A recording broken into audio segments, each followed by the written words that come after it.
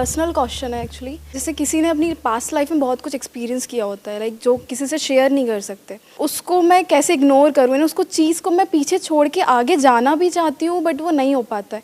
Like कभी फिर से याद आ जाता है, फिर डिप्रेस्ड हो जाती हूँ कि क्या हुआ लाइफ में मेरे साथ। तो वो चीज़ें मैं कैसे निगलेक्ट करूँ, उसको पीछे करके मेरे को आगे बढ़ना है, चाहती हूँ मैं बढ़ना, बट वो पीछे कर देती है। मतलब मैं चाहती हूँ कि ठीक है अभी मुझे काम पे कंसंट्रेट करना है, तो जब तक मैं बिज़ी हूँ ठीक है।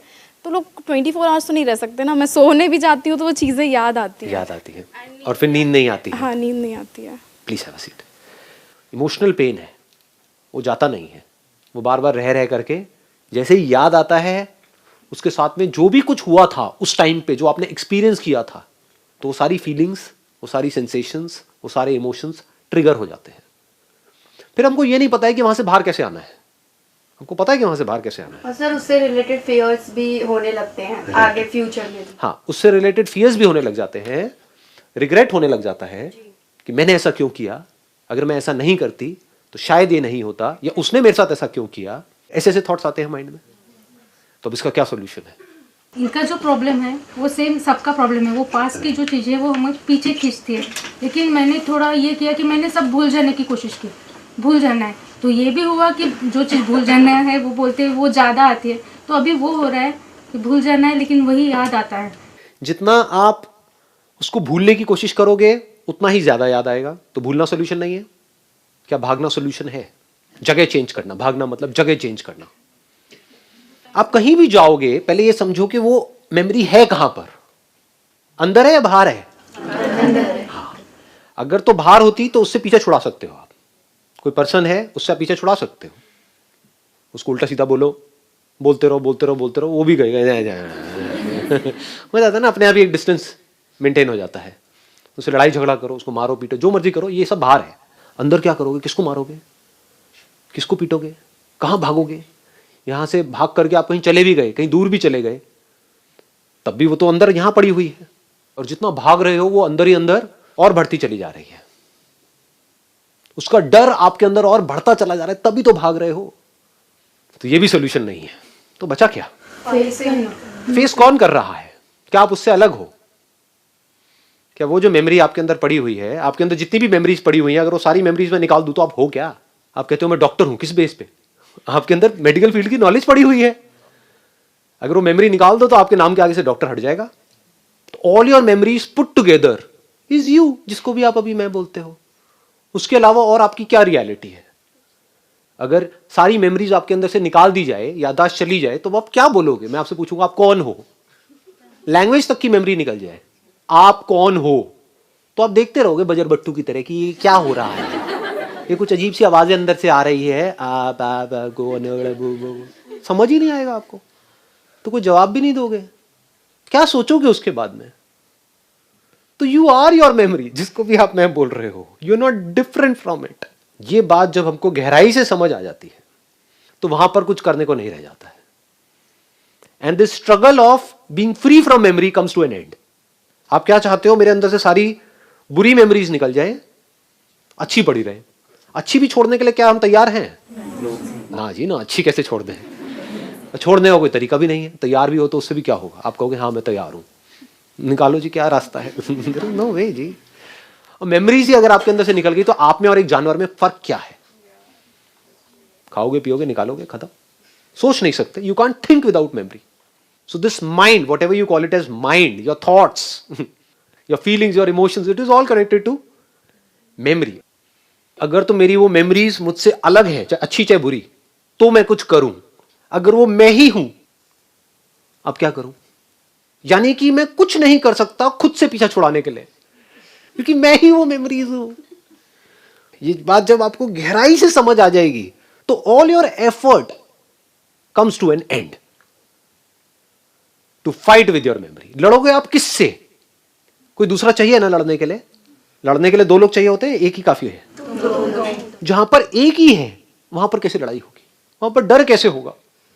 अगर वो मेमोरीज मुझसे अलग हैं तो वो मेरा कुछ बिगाड़ सकती हैं। अगर वो मैं ही हूं तो मैं खुद का क्या बिगाड़ूंगा? पानी पानी को कैसे मारेगा? आई बात समझ में? अगर मेरी बातें गहराई से कोई समझ पाए तो this effort this struggle immediately comes to an end. मतलब अब वो मेमोरीज चाहे बुरी से बुरी है, चाहे अच्छी से अच्छी है, रहे तो रहे, ना रहे तो कोई बात नहीं। आंखों से आप जो भी कुछ देखते हो उसका आंखों के ऊपर क्या असर होता है? आंखों से आप एक टॉयलेट को देखते हो, फिर एक मंदिर को देखते हो, क्या जब मंदिर को देखते हो तो आंखें प्योर हो जाती हैं? और टॉयलेट को देखते हो अपनी आंखों से तो क्या आंखें गंदी हो जाती हैं, इम्प्योर हो जाती हैं? ये बात हमको आई, पकड़ में आई। ये बातें हैं छोटी छोटी, बट अगर ये समझ में आ गई, क्योंकि अंदर की दुनिया में सिर्फ समझ ही सॉल्यूशन है। प्रॉब्लम क्या है, जो बाहर की दुनिया के पैंतरे हैं वो हम अंदर की दुनिया में लगाने की कोशिश करते हैं और हम फंस जाते हैं। बाहर की दुनिया के क्या पैंतरे हैं? कोई भी काम करना है, एक्शन लो, ये करो, वो करो, वो करो, वो करो, वो करो, इट्स ऑल अबाउट करो करो करो करो करो करो करो। ये करो तो ये करके ये होगा, फिर ये करो, फिर ये करो, फिर ये करो। अंदर कुछ करना ही नहीं है, सिर्फ समझ लेना है। जैसे भूत, अगर भूत एक्चुअल में है तो कुछ करना है। अगर भूत है तो भूत किसके लिए है? जो कभी समझने की कोशिश ही नहीं करते कि भूत है या नहीं है, बस मान लिया है। मूवीज देखी, बचपन में सुनी कहानियां और मान लिया कि भूत है।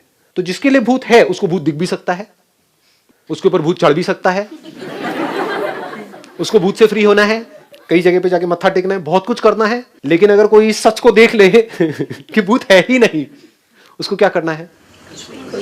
तो दोनों में फर्क समझ आया? करना और understanding, which is not doing anything, which is just seeing things as it is. मतलब आंखों का क्या काम है? सिर्फ दिखा देना, अच्छा है बुरा है, उससे आंखों को कोई फर्क नहीं पड़ता है। ऐसे ही ब्रेन का काम है जो भी अंदर स्टोर्ड है उसको दिखा देना। और कुछ भी दिख जाए उससे ब्रेन को कोई फर्क पड़ता है क्या? तो डर क्यों रहे हो?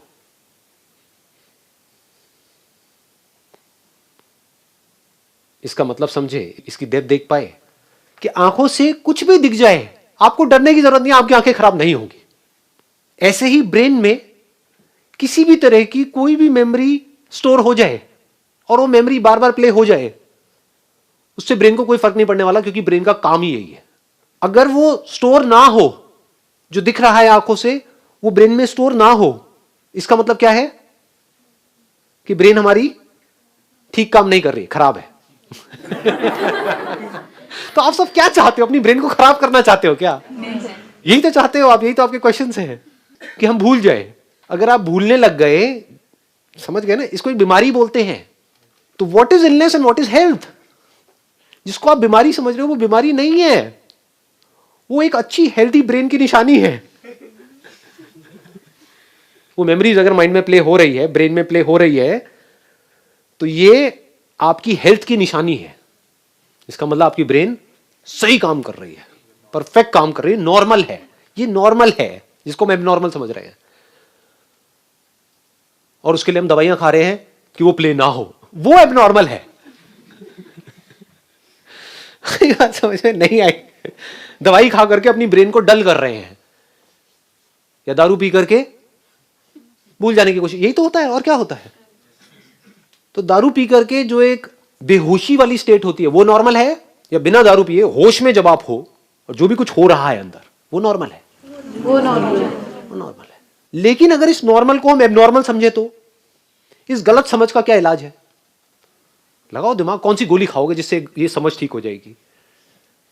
कहां जाओगे, क्या करोगे जिससे ये समझ ठीक होगी? कोई भी चीज अगर उसके बारे में आपकी समझ ठीक नहीं है, उसको गलत समझ लिया है कुछ और, समझ कुछ और लिया है, उसका क्या इलाज है? वहम का क्या इलाज है? आई बात समझ? जैसे यहां पर मान लो कुछ है, ये पैटर्न सा बना हुआ है, और आप में से किसी को वहां पर बड़े ध्यान से आप देख रहे हो, मेरी तरफ ध्यान नहीं है, वहां पर देख रहे हो, और आपको वहां पे छिपकली नजर आ रही है और उससे डर रहे हो, उसका क्या इलाज है? पूरी दुनिया आकर के बोलती रहे नहीं है, लेकिन मेरे लिए तो है। पूरी दुनिया बेवकूफ है, ये संदीप महेश्वरी सबसे बड़ा बेवकूफ है, इसको कुछ पता ही नहीं है। पकड़ के रखा हुआ है अपने ही बिलीव्स को, कि आपको पता नहीं है मेरी सिचुएशंस क्या है। आप किसको जस्टिफाई कर रहे हो?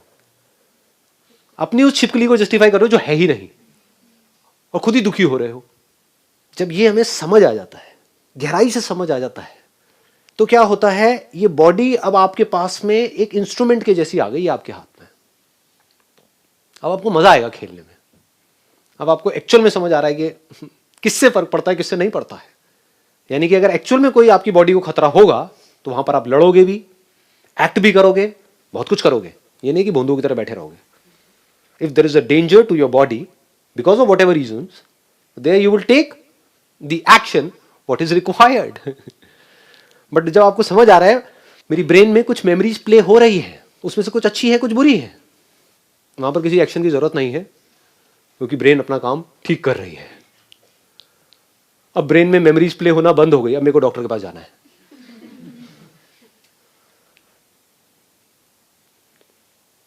अभी ब्रेन कैसी हो गई आपके लिए? एक म्यूजिकल इंस्ट्रूमेंट के जैसी। लोग कैसे जी रहे हैं? बड़े ही कन्फाइंड होकर के जी रहे हैं।